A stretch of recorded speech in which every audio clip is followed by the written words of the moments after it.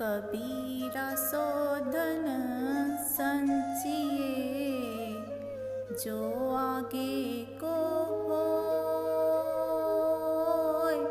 शीस चढ़ाए पोटली, ले जात न देखयो कोय। कबीरा ले जात न देखयो कोय।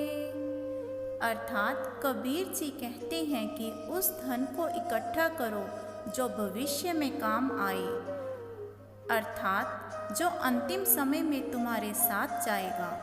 क्या आपने कभी किसी को सर पर धन की गठरी बांधकर साथ ले जाते हुए देखा है?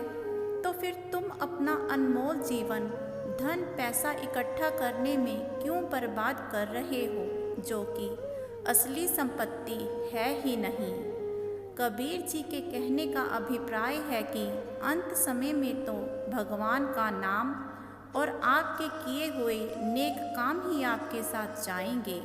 यह संचित किया हुआ धन संपत्ति यहीं छूट जाएगा।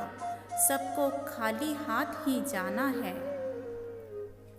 तन को जोगी सब करे, मन को बिरला कोय। सब सिद्धि सहजे पाए, जे मन जोगी होय। कबीरा जे मन जोगी होय। अर्थात शरीर से तो हर कोई जोगी बन ही जाता है।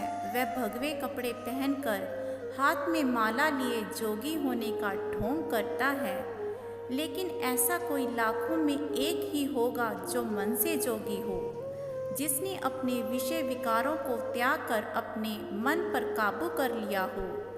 अगर ऐसे कोई मन से जोगी हो जाए तो वह सारियां सिद्धियां बहुत आसानी से प्राप्त कर लेता है।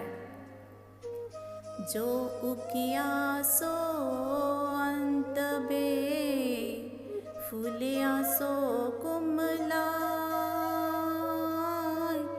जो चिनिया सो डही पड़े, जो आया सो जाहि। कबीरा जो आया सो जाहि।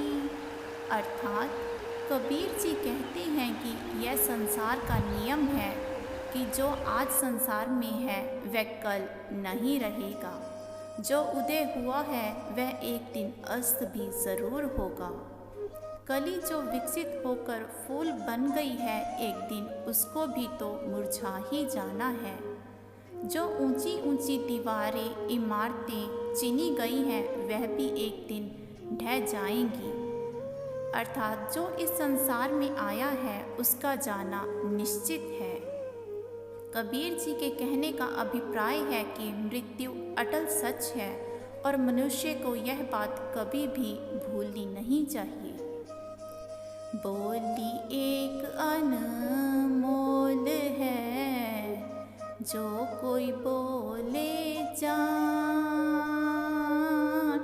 ये तराजू तोल के, तब मुख बाहर आन। कबीरा तब मुख बाहर आन। अर्थात हमारे द्वारा कहे गए शब्द बहुत ही अमूल्य होते हैं, इसलिए जो इस बात को जानता है वह बहुत ही सोच समझकर बोलता है।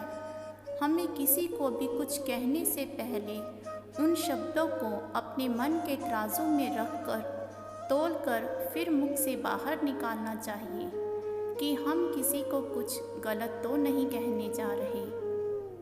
कबीर जी के कहने का अभिप्राय है कि हर एक प्राणी को अपनी वाणी पर नियंत्रण रखना चाहिए।